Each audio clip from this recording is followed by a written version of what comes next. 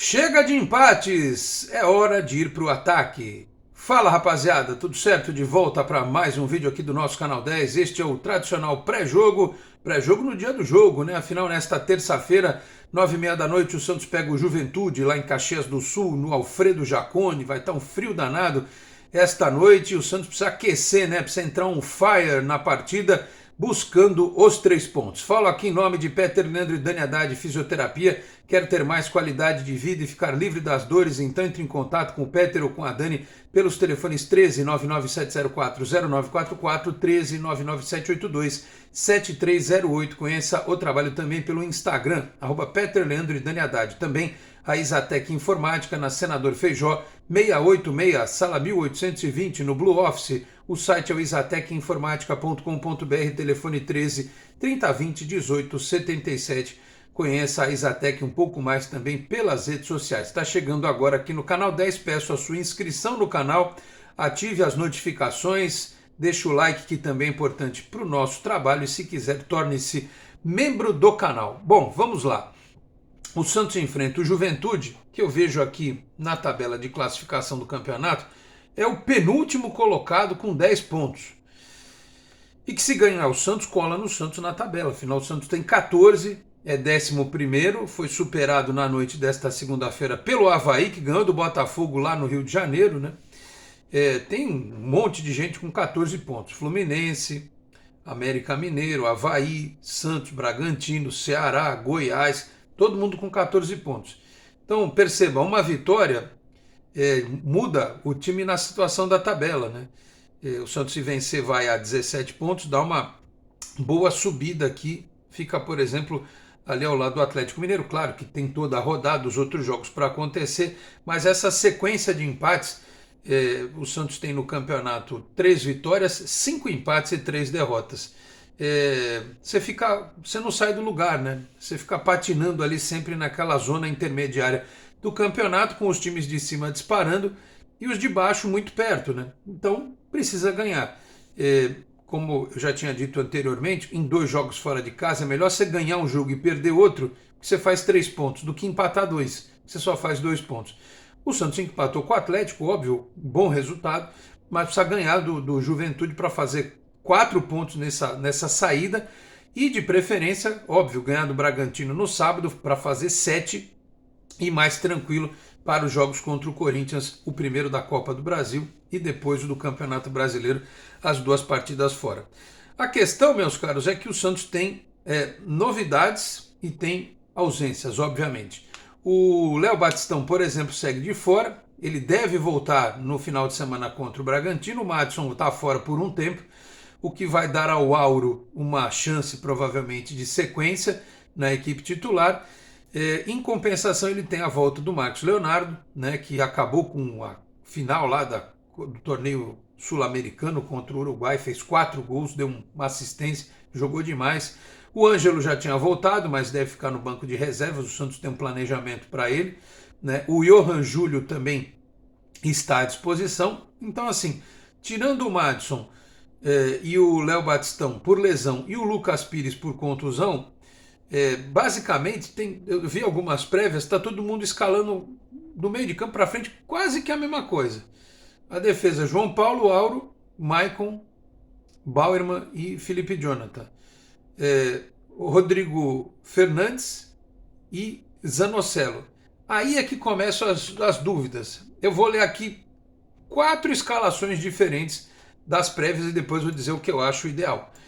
A do UOL, postada pelo Lucas Mussetti. Aliás, a arbitragem hoje é do Rodolfo Taschi, ou Toschi, né? Marques, acho que é Rodolfo Toschi, do Paraná. E o VAR será do Adriano Milczewski, do Paraná. Tomara que ele não se complique. Então, a escalação do Lucas Mussetti: João Paulo, Auro, Maicon. Ele põe uma dúvida aqui, no Velasquez talvez jogue, não sei se o Maicon está com algum problema. Eduardo Bauerman, Felipe Jonathan, Rodrigo Fernandes, Zanocelo e Ricardo Goulart ou Sandri. Aí não, pelo amor de Deus, não faça isso, Bustos. Deixa o time com os 3 volantes, né? Não é hora para voltar o Ricardo Goulart, ainda mais nesta posição. Enfim, Juan, Lucas Braga ou Johan Júlio e Marcos Leonardo. Se jogar o Johan Júlio, o Juan fica... bom, independentemente, o Juan deve fazer o lado direito, não gosto muito. Mas se jogarem os três volantes e jogar o Johan Júlio faz lá o meia e o Juan faz a movimentação na frente com o Marcos Leonardo. Escalação número 1. Escalação número 2. A do Diário do Peixe. João Paulo, Auro, Maicon, Bauerman, Felipe Jonathan, Rodrigo Fernandes, Zanocelo, Sandri e Bruno Oliveira ou Johan Júlio. Juan Seco e Lucas Braga. O Diário do Peixe deixa o Marcos Leonardo no banco. Vamos lá para outra escalação. A do Jornal A Tribuna.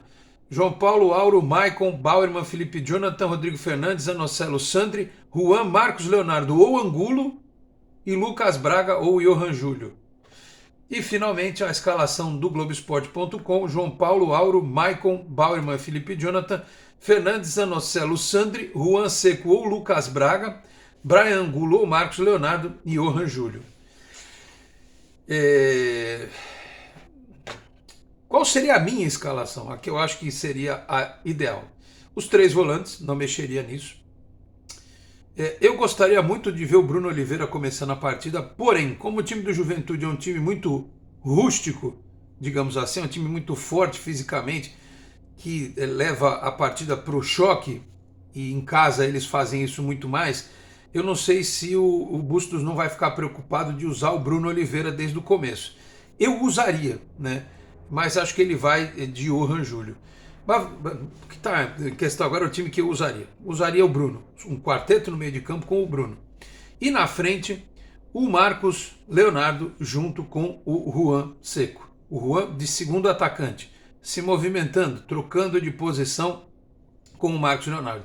De forma alguma começaria com o Ricardo Goulart, de forma alguma começaria com o Angulo, de forma alguma não com o Lucas Braga. Eu desta vez não usaria o Lucas Braga, mas entenderia, por exemplo, um sistema em que ele use os três volantes, o Lucas Braga na direita, o Marcos Leonardo no meio e o Juan e o Johan Júlio na esquerda.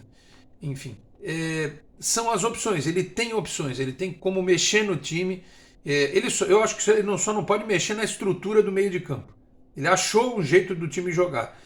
Se possível, inclusive contra o Bragantino no próximo sábado, repetir a escalação, para que ela vá pegando engrenagem, para que ela vá pegando conexão. Por quê? Porque nos dois jogos contra o Corinthians lá em Itaquera, não faz muito sentido entrar com o Ricardo Goulart numa linha de 3 meias, né? Se está dando certo com os três volantes, especialmente fora de casa, então não desfaz nem contra o Bragantino. Deixa o time jogar dessa forma para ver essa conexão, essa liga, né? O time começar a dar liga para os dois confrontos contra o Corinthians. Aí depois, se ele quiser mudar por qualquer questão nas outras partidas, contra o Flamengo, contra o Táchira pela Copa Sul-Americana, contra o Atlético Goianiense também pelo Campeonato Brasileiro, e depois na última partida contra o Corinthians no jogo de volta da Copa do Brasil, ok. Mas para essa sequência eu manteria o sistema. E aí pode parecer incoerente, você fala assim, poxa, mas vai manter três volantes se precisar ganhar o jogo? Como eu tenho dito aqui, aliás, não só eu, isso é mais velho do que andar para frente. Encher o time de atacantes não quer dizer que você vai ser ofensivo. E encher o time de volantes ou com três zagueiros não quer dizer que você vai ser defensivo. Com os três volantes, os laterais têm um pouco mais de liberdade, ainda mais os laterais que têm dificuldade, os do Santos têm dificuldade na marcação, todos eles têm. Até o Lucas Pires, que é ótimo e tem bons números defensivos no mano a mano, quando ele é confrontado, ele tem problema nas bolas aéreas, nas costas dele. O Felipe Jonathan tem dificuldade, às vezes, para recompor, para correr atrás do atacante adversário. O Auro é mais baixo do que o Madison e não tem, talvez, a pegada necessária ali para a posição. Então, é quase que uma loucura você jogar com os dois laterais reservas e sem os três volantes. Então, eu acredito que o Bustos não vai dar esse tiro no pé na hora do jogo de colocar um time com o Ricardo Goulart, por exemplo, que não faria o menor sentido. Talvez, estou aqui conjecturando, se ele jogasse com com Fernandes, Zanocelo, Bruno Lucas Braga, Johan e Marcos Leonardo, eu até aceitaria, porque ele ia ter um meia, dois caras abertos e um centroavante. Com o Goulart, ele enfia o Goulart lá do lado do Marcos Leonardo. Não dá certo. É um 4-2-4 que não funciona. Se fosse um 4-3-3 ainda vai lá, mas um 4-2-4 eu acho que não faz muito sentido. De toda forma, só recapitulando, eu acho que mesmo com os três volantes, e são volantes que jogam, o Sandri dá passe, o Zanocelo entra na área, o Rodrigo Fernandes às vezes vem de trás e chuta, com proteção para os laterais descerem e abastecer o Marcos Leonardo. Eu defendo a entrada do Juan, porque o Juan é um jogador que tem uma visão de jogo muito boa dentro do campo, né? Ele consegue chutar de fora, ele consegue encontrar espaços. Eu queria ver essa dupla jogando pela primeira vez, né? O Juan, eles já jogaram, mas acho que, se eu não estiver equivocado, não começaram nenhum jogo ainda juntos, né? Queria ver como é que eles funcionariam, o Juan e o Marcos Leonardo. Posso estar equivocado aqui, mas gostaria de ver essa formação. Se eu tiver errado, eles tiverem jogado aí alguma vez, vocês me escrevam aqui nos comentários. Então é isso. O Santos hoje tem uma tabela que está muito apertada. Ele precisa ganhar, precisa acabar com essa coisa de não ganhar fora de casa no Campeonato Brasileiro. É fundamental, precisa fazer ponto fora, né? E não é ponto fora só de empate, você precisa ganhar jogo. Você precisa aumentar esse percentual de número de vitórias. O Avaí só passou o Santos na tabela porque o Avaí tem os mesmos 14 pontos, só que o Avaí tem 4 vitórias. É o primeiro critério de desempate. O Santos tem 3. O Avaí empatou 2 jogos e perdeu 5. O Santos empatou 5 jogos e perdeu 3. E o Avaí tem saldo negativo, tem menos 3. O Santos tem um saldo positivo de 4. Então ficar empatando muito é ruim, inclusive pela questão dos critérios de desempate. Você vê, o América e o Fluminense, que são outros dois times com 14 pontos, também tem 4 vitórias. Aliás, as mesmíssimas campanhas, Fluminense, América e Avaí. 4 vitórias, 2 empates, 5 derrotas, só que os 3 têm saldos negativos. O Fluminense menos 1, o América menos 2, o Avaí menos 3. Se o Santos tivesse vencido um desses jogos que ele empatou, ele teria as 4 vitórias, mas ele teria 16 pontos, né? E alguém vai dizer, poxa, mas a arbitragem prejudicou. É verdade, é fato, a arbitragem prejudicou bastante o Santos no campeonato. Mas teve ponto que o Santos perdeu porque houve equívoco na escalação, na substituição, erros individuais dentro do campo, tomadas de decisão equivocadas de alguns jogadores.